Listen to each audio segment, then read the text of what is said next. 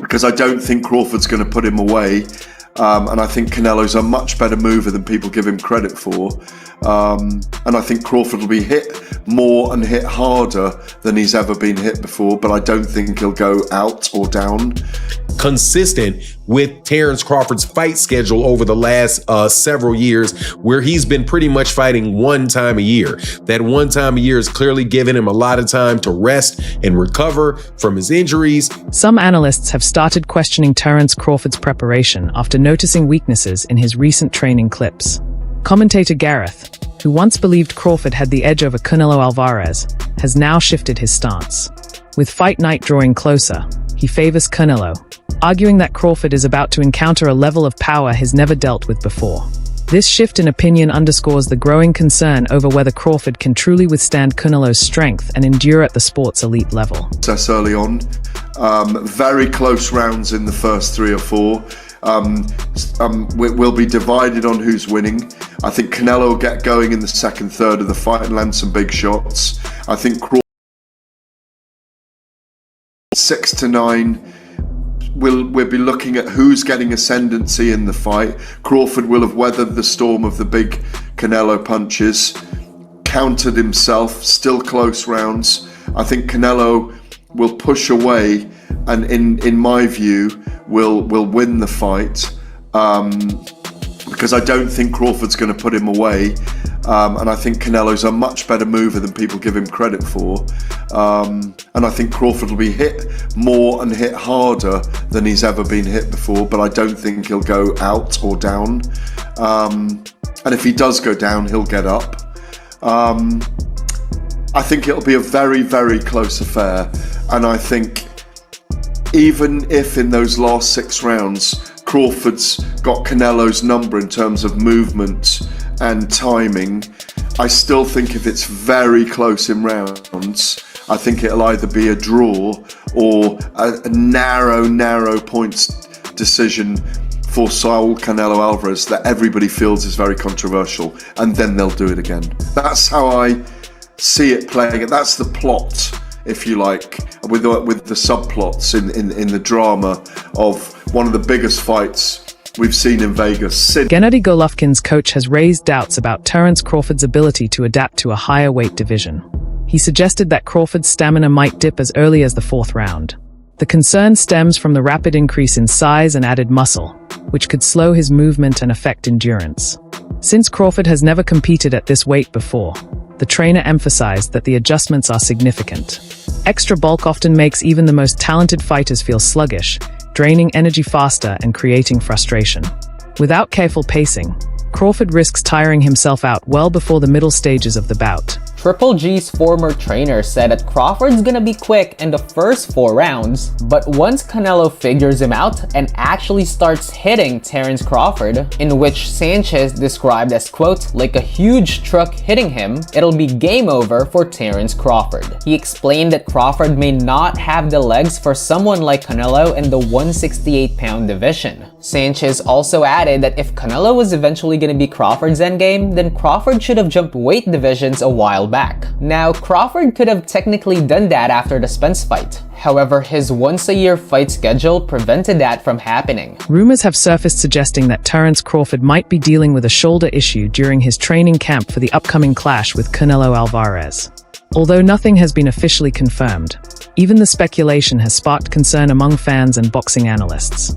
The timing makes it more worrying, since Crawford has typically kept a slow, steady schedule of just 1 or 2 fights per year, giving his body plenty of time to recover. This quicker turnaround hasn't allowed for the same level of rest, raising the possibility that any nagging problem could carry into fight night. In boxing, shoulder health is critical. From generating power and speed in punches to defending and controlling range, everything runs through that joint. Even a minor strain could limit Crawford's explosiveness, reduce the sharpness of his shots, and make it harder to earn Canelo's respect in the ring. On top of that, doubts about his physical condition could affect his confidence, leading to hesitation in key exchanges. Against an experienced, heavy-hitting opponent like Canelo Alvarez, hesitation can be costly. If the rumors prove true, Crawford would be stepping into one of the toughest tests of his career without being at 100%. A dangerous prospect when every mistake can change the outcome. Training camp and in every single solitary fight, a guy that is as old as Terence Crawford, 37, 38 years old, is going to have some type of injuries. They're going to have some type of old nagging type of stuff, especially a guy that works as ridiculously hard as Terence Crawford does. That was just a matter of time before wear and tear is going to start going and things are going to start popping off and going wrong, right? Also, you can tell that the reason that this is kind of consistent with Terence Crawford's fight schedule over the last several years, where he's been pretty much fighting one time a year. That one time a year is clearly giving him a lot of time to rest and recover from his injuries and gives his body time to heal up. And as a result, he's ready to go during fight time. So I wouldn't put too much on this. I would say though that if you're a gambling person, man, you should probably want to keep your money in your pocket for this particular fight, man, because this thing can absolutely positively go either way with between the two of these guys. Canelo Alvarez is an exceptional fighter, much bigger than Terence Crawford is, or been fighting at a much bigger weight class than Terence Crawford's been fighting at, and much more experienced at that level at 168 pounds. But Terence Crawford is just such a superb fighter and such an intelligent fighter in there that you can know that he's going to be coming there to fight, and he's got a significant chance to win that fight, unless of course that injury is real. I mean, and it is significant and is preventing him from really sitting down on his punches, because he's going to have to at a point in time with Canelo Alvarez is going to have to do something to get him up off of him. Keith Thurman has offered a grounded take on the upcoming matchup, noting that while Canelo Alvarez isn't undefeated, that doesn't make him any less dangerous. He explained that every fighter carries certain flaws, but exploiting them is another matter entirely. In Thurman's view, Canelo's wealth of experience, polished skill set, and toughness make him a threat that cannot be overlooked. He added that setbacks in boxing don't necessarily diminish a contributed to making him more complete. Thurman cautioned that labeling Canelo as beatable doesn't mean Crawford will automatically succeed. Instead, Crawford will need to perform at a level he has never shown before, especially against an opponent with Canelo's size, background, and proven ability. An unbeatable fighter. That's fine. None of us are really unbeatable, right? But people got to understand this. Canelo Alvarez is not an unbeatable fighter. The question is, whoever he's fighting, we don't question what Canelo's going to do, right? We question what his opponents are going to do, right? It's not even really about Canelo. Canelo's going to show up as Canelo Alvarez, right? Ginger boy. So the question is, are you going to beat him? And are you going to beat him today? Like when fight night happens, is it you? And is it now? You ready to beat him now? He's not unbeatable. Maybe you can beat him, but are you going to do it? And are you going to do it now? You feel me? Because I thought Danny Jacobs was going to have a way better performance. Danny actually performed well against Canelo, but he didn't take any chances. He was doing just enough to not get beaten. And Canelo was feeling himself. Canelo had preparation. He had that head movement, losing to Floyd, this and that. He fought some flat-footed fighters. He got used to getting his head here and there and ducking down and then pulling out and spinning out and little tactics. I've never seen somebody make Danny Jacobs miss so many punches. It was highly impressive. I did not expect that, because the amateur pedigree growing up with Danny Jacobs. I know exactly what kind of New York fighter he is. Footage from the recent face-off between Terence Crawford and Canelo Alvarez has stirred plenty of discussion. To many observers, Crawford looked noticeably bigger than expected, almost matching Canelo in size. That's unusual given Canelo's reputation for being the naturally stronger, more compact fighter at the higher weight divisions. This visual shift has sparked debate. Some believe it shows Crawford has done well to add mass and close the physical gap. Others caution that appearance doesn't always translate into strength, stamina, or ring performance. The real question is whether Crawford can handle the added bulk without sacrificing his trademark speed and sharpness. Looking imposing during a stare-down is one thing, but maintaining energy and movement over 12 hard rounds will be the real measure. With that said, they're going to face off in an epic showdown. And the big talk, obviously, is the size difference, right? That Canelo Alvarez is much bigger than the smaller Terence Bud Crawford, who is essentially coming up from 147 in the minds of many. But really and truly, he's coming up from 154 because he actually had a fight at 154, a titled opportunity, his only fight at 154 last August when he took on Israel Madrimov, okay? And he beat Israel Madrimov, unanimous decision, to become a 4-division champion. But as you see here in this photo, there's not a big size difference. And actually, obviously, we know Terence Crawford stands at 5'8", got a 74-inch arm reach. Canelo stands at 5'7" with a 70-inch arm reach. There's not a massive size difference at all whatsoever. Now, clearly, as you see, Terence Crawford clearly has on what looks like Balenciaga shoes, and we know they are extremely big shoes, and it make you slightly taller. And Canelo Alvarez has on flats. The thing here is, the more important thing is, not if Terence Crawford can take Canelo Alvarez's punches. It's not if Terence Crawford, is going to get bullied around the ring. The concern with the weight is how Terence Crawford carries it himself. Does he start to fatigue in the second half of the fight? Should he get to the second half of the fight? Timothy Bradley Jr., respected for both his championship career and insightful commentary, has outlined how he believes Terence Crawford should approach the Canelo Alvarez matchup. According to Bradley, Crawford's best path to victory is to start fast and take control early. He explained that Canelo tends to grow stronger as the fight progresses, gradually settling into a rhythm that makes him increasingly difficult to handle. Because of this, Bradley argued that the longer the bout goes, the more dangerous it becomes for Crawford. He noted that Crawford's speed, precision, and ring IQ could disrupt Canelo's flow if he applies pressure in the opening rounds. By pushing the pace and not letting Canelo dictate terms, Crawford might catch the Mexican star off guard. Bradley also warned that carrying extra weight could sap Crawford's stamina later in the fight, which means saving energy for the late rounds isn't a viable option. Instead, he advised Crawford to trust his explosiveness and sharp reactions to get the job done early. In Bradley's opinion, the smartest strategy is for Crawford to assert himself from the start and aim to end things before the fight drags into deeper rounds. Yeah, he can move a little bit, but yeah, he likes to come forward with that power. But you put him on his back foot, let me tell you similar too.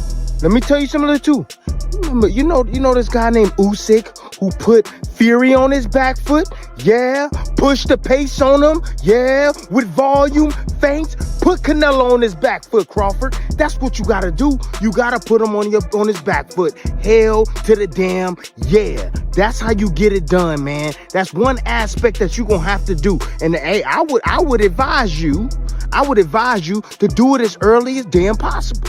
Do it as early as possible, because guess what? If you do that, you're going to get control right away of the judges, right? They're going to be looking at you. You're going to dictate the pace. You're going to dictate the flow of the fight. You got to have him react to you, not you reacting to him.